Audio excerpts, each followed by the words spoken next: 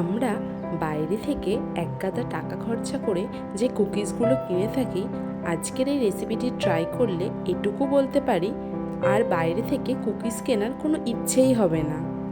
আজকে আমি তৈরি করছি চকলেট চিপ কুকিজ, যেটা এয়ারটাইট কন্টেনারে ভরে 1 to 2 মান্থস আমরা স্টোর করে রাখতে পারবো।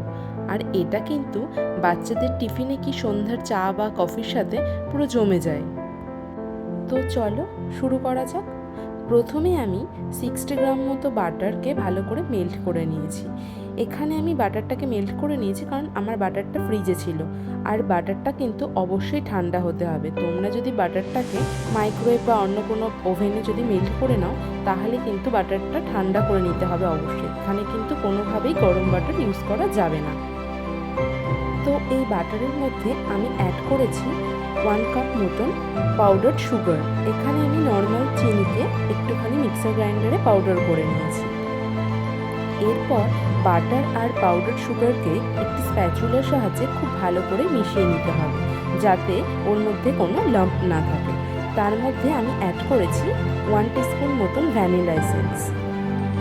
এবার সমস্ত উপকরণ খুব ভালো করে মিশিয়ে নিয়ে এর মধ্যে আমি অ্যাড করেছি 2 কাপ মতো ময়দা।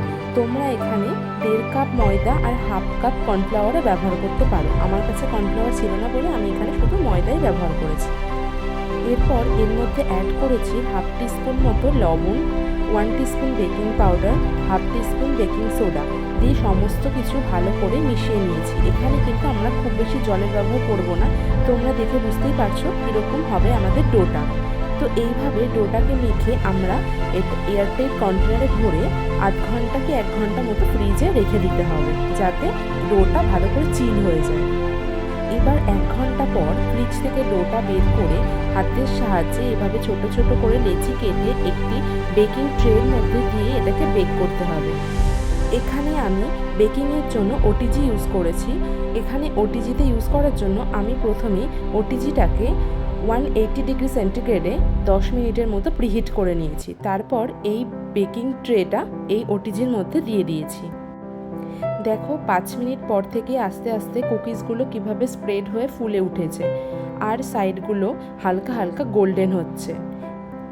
এভাবে 10 মিনিট পর যখন কুকিজের সাইডগুলো কিছুটা গোল্ডেন ব্রাউন হয়ে আসবে, তখনই আমাদের রেডি কুকিজ। কিন্তু কুকিজের ভেতরটা কিন্তু নরম থাকবে, ওই অবস্থাতে নামিয়ে দিতে হবে, পরে কিন্তু এটা শক্ত হয়ে যাবে।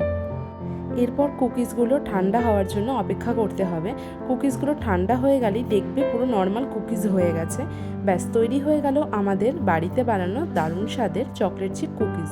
তোমাদের রেসিপিটি কেমন লাগলো আমাকে অবশ্যই জানিও। ভালো লাগলে লাইক, কমেন্ট, সাবস্ক্রাইব করে দিও। চলো টাটা, দেখা হচ্ছে আবার পরে।